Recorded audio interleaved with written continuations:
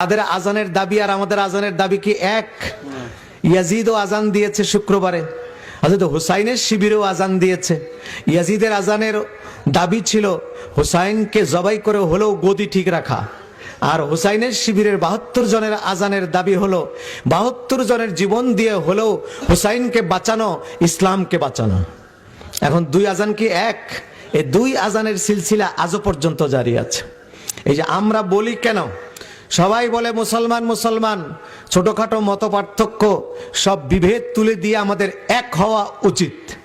কিন্তু ছোটখাটো মত পার্থক্য বলে কোনটা বোঝাচ্ছে?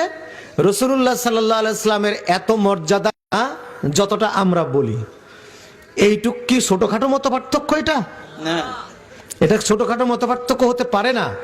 রসুলুল্লাহর নাম, রসুলুল্লাহর ধ্যান, রসুলুল্লাহর ধারণা নামাজের মধ্যে আসলে তা গাধা, গরু, অন্যান্য প্রাণী, জীব জানোয়ার তাদের স্মরণ করার চাইতে আরো খারাপ। এইটুক কি, এটা কি ছোটখাটো ধারণা? না। রসুল্লাহ সাল্লাল্লাহু আলাইহি ওয়াসাল্লাম সলিমউদ্দিন, কলিমউদ্দিন, জহিরউদ্দিন, দবিরউদ্দিনের মতো একজন সাধারণ মানুষ। এই ধারণাটা কি ছোটখাটো ধারণা? রসুল্লাহ সাল্লাল্লাহু আলাইহি সাল্লামকে সবাই মিলে একসঙ্গে দরুদ পড়লে এটা একটা বেদাত। রসুল্লাহ রওজা শরীফের উদ্দেশ্যে জিয়ারত করার জন্য বের হওয়া শিরক। এইগুলা কি ছোটখাটো ধারণা? না না। আজকে ইহুদি নাসারারা তারা তাদের দেশে মাদ্রাসা বানাইয়া ওই সব মাদ্রাসায় অনেক কোটি কোটি ডলার দিয়ে শিক্ষক কিনে, এই মিশর থেকে শিক্ষক কিনে তাদের দিয়ে আলেম বানাইয়া ওই সমস্ত আলেমদেরকে মিডল ইস্টের বিভিন্ন স্পর্শকাতর জায়গায় সেট করে দিয়েছে। তারা শুধু একটি ফতোয়া দিবে, নামাজ রোজার ফতোয়া নয়, একটাই ফতোয়া তারা দিবে, সেটা হলো রাসূলুল্লাহ সাল্লাল্লাহু আলাইহি সাল্লামের সম্মান কি করে ছোট করা যায়, ওই ফতোয়াগুলো তারা দিবে। এই টার্গেটের শিকার সর্বপ্রথম হয়েছে মক্কা, মদিনা এবং সৌদি আরব। সৌদি আরব এক নম্বরে তাদের টার্গেট, তারপরে হলো বাকিরা। এই সৌদি আরবে সেই টার্গেট মোতাবেক তারা পেয়ে গেল নাসিরউদ্দিন আলবানীকে, তারা পেয়ে গেল আব্দুর রহমান কুয়েতিকে, তারা পেয়ে গেল ইবনে তাইমিয়াকে, তারা পেয়ে গেল মোহাম্মদ ইবনে আব্দুল ওয়াহাবকে। তাদের মাথায় তারা ঢুকিয়ে দিল যে রাসূলুল্লাহ সাল্লাল্লাহু আলাইহি সাল্লাম, নাসিরউদ্দিন আলবানী তার কিতাব তাহজিরুস সাজেদের মধ্যে লিখেছেন, তার আরেকটা কিতাব আহকামুল জানায়েজ ওয়া বিদউহা, তার আরেকটা কিতাব হুজ্জাতুন নবী সাল্লাল্লাহু আলাইহি সাল্লাম। নামগুলা কি সুন্দর কিতাবের! তাহজিরুস সাজেদ মানে সেজদা করা থেকে সাবধান।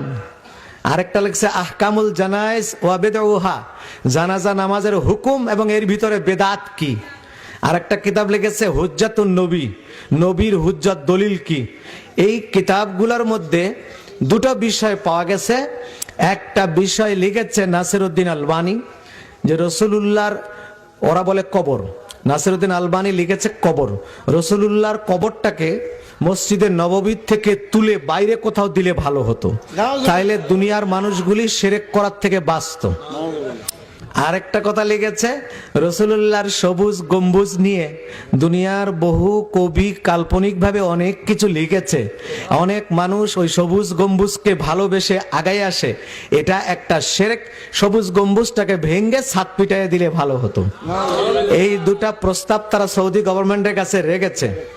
বাদশাহ ফাইসাল এই লোকটাকে, আব্দুর রহমানকে কুয়েতে নির্বাসনে দিয়েছে, নাসিরউদ্দিন আলবানীকে সৌদি আরবের নজদ থেকে বহিষ্কার করেছে। এই শয়তানের বাড়িও নজদ। শয়তান পরিচয় দিয়েছিল আনা শাইখুম মিন আহলে নজদ। মুহাম্মদ রাসূলুল্লাহ সাল্লাল্লাহু আলাইহি সাল্লামকে শহীদ করার জন্য যে পরিকল্পনাটা আবু জেহেল নিয়েছিল, আবু জেহেল তো প্রথমে রাসূলুল্লাহকে সাধারণভাবে নিষেধ করেছে। প্রথম বলেছে যে দেখো, কাবা ঘরের অর্ধেক তোমাকে দেই, অর্ধেক আমি রাখি, অর্ধেকের মধ্যে তুমি যা পারো করো, আমি অর্ধেক নিয়ে মাতবরি করি, তবুও তুমি তোমার ওই ধর্মটা প্রচার করিও না।